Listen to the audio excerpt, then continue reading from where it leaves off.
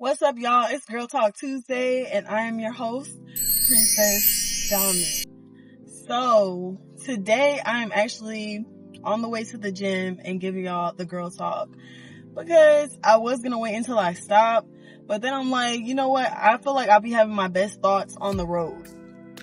And also, whenever I'm talking to any of my friends or my sister or anybody really, anytime I feel like I want to have a conversation with someone, it's not usually when I'm sitting still. It's usually when I'm on the go. Especially when I'm in traffic, which I am right now because it's 5:31. So I'm in traffic currently on the way to the gym, trying to get my workout in, trying to stay consistent, all of that. But anyway, so I see y'all don't like the voiceovers based off of the views. I don't have many views, period, but there was a drastic change with the voiceovers versus me giving it to y'all raw and uncut. So that's what I'm gonna do today. So today's girl talk idea is going to be a big one. It's, girl, he is cheating on you. Okay? That's the girl talk topic of the day. Okay? And, I'm 26. I've had my fair share of I haven't had too many relationships. I only had 2 relationships, honestly. But I've had my fair share of conversations and just with the relationships that I have had, I've had some experience with cheating and things like that. So I know how to tell when that man is cheating, okay? And I'm not just gonna say what everybody say, I'm gonna kind of put my own little spin on it. But these are things that I feel like you might hear it in a movie or something, but it's legit. Yes, he's cheating on you if he's doing these things. I don't care. Anyway, number 1, and this is something that I experienced for myself when I was getting cheated on. He's overcompensating. So he never buys you things. He never buys you flowers. He never takes you out on dates. Now he's doing it all the time. And it's not like y'all just started dating and, y'all had a conversation and he's like, okay, let me take you out on a date. No, it's just out of nowhere. Now he wants to do things for you. I feel me personally, and men, if y'all watching this, let me know in the comments if I'm right, if I'm on it.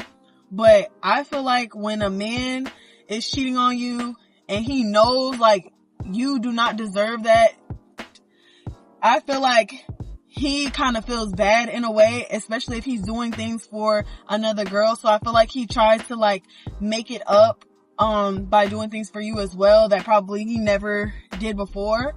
But also I feel it's also a thing where it's I don't want her to think I'm cheating. I want her to be as happy as possible so I can keep her around while I'm cheating. So I'm going to go ahead and buy her flowers. I'm going to buy her some chocolate. I'm going to make her feel good, even though what really matters is my loyalty, and I'm not doing that. So I've had my fair share of that, but that's going to be a story time. I'm going to do a story time for y'all.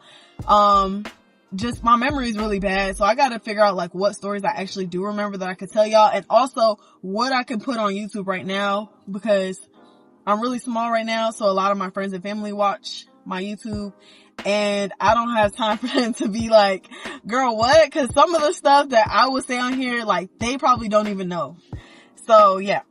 Anyways, number 2, and I feel a lot of people do say this, but it's a mix of things a lot of people say and a mix of things I say. But anyway, emotional distance. So I feel this is an obvious one. When a guy starts cheating on you and, it's kind of I truly don't feel and I know a lot of guys be saying this and, they love to talk about Bible and oh, it says this in the Bible about being with multiple women. No, fuck that. So, emotional distance. I don't feel as a human being that you can actually give yourself to more than one person. I just don't feel that's possible. It's always going to be one person that's getting more than the other one. You can't equally share that love. You know what I'm saying? So that's why I feel like it's meant just for one person, but you will feel that emotional distance if you are getting cheated on. Like he might be like pulling back emotionally, like every time you bring up something to talk about, even if it's like the smallest little things, even if it's like, oh, can you wash the dishes for me today? Or can you cook? I'm not feeling well. Like, then it's gonna come with like irritability. He's gonna be like, bro, why you can't just do X, Y, Z? Like, somebody who loves you is going to be like, oh yes, of course, baby. Like, I'll do that. You know what I'm saying? Make sure you're straight. But somebody who's cheating and don't give a flying crap about you is gonna be like complaining and just acting like it's such a bother to do things for you, even though you do those things for them. So that's number one. Also, like, they just seem distracted. Like, say y'all out on a date or something. And I keep looking at my GPS, sorry y'all. But, say you out on a date or something and it's like dead silent. Like, they're like, you just feel the tension in the room and there's like nothing to talk about for real. That's emotional distance right there. But anyway, so you will feel that, girl. But yes, next, sudden changes in the routine. So now he's acting different. He's staying out late. He's more busy than usual. He used to call you on his lunch break. Now he don't call you on his lunch break. Especially if he done started a new job. If your man has started a new job and then he calls you on his break every day, now he's not calling you. Now he's kind of beginning to get friends at work, and now he's not so worried about talking to you, which it's not always going to be cheating. But, you know, if you add all of these together, yes, he's definitely cheating. But just this alone, I'm not going to say he's cheating like if he stops calling you on his lunch break or whatever. But if y'all been doing that for years and years and years, and all of a sudden now he starts doing that, or you notice like when you come around him, like if he's on his phone doing something, you notice like he swipes up, like, you know, to go to his home screen or to go to something else.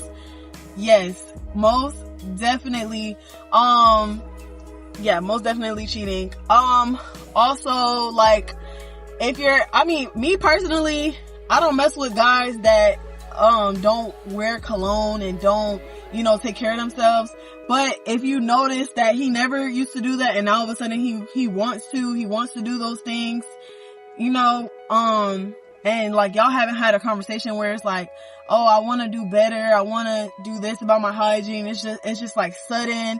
And like, I feel like as a girl, as a woman or a girl, you know what I'm saying, we know like the things that we be showing men versus the things that men be showing men, if that makes sense.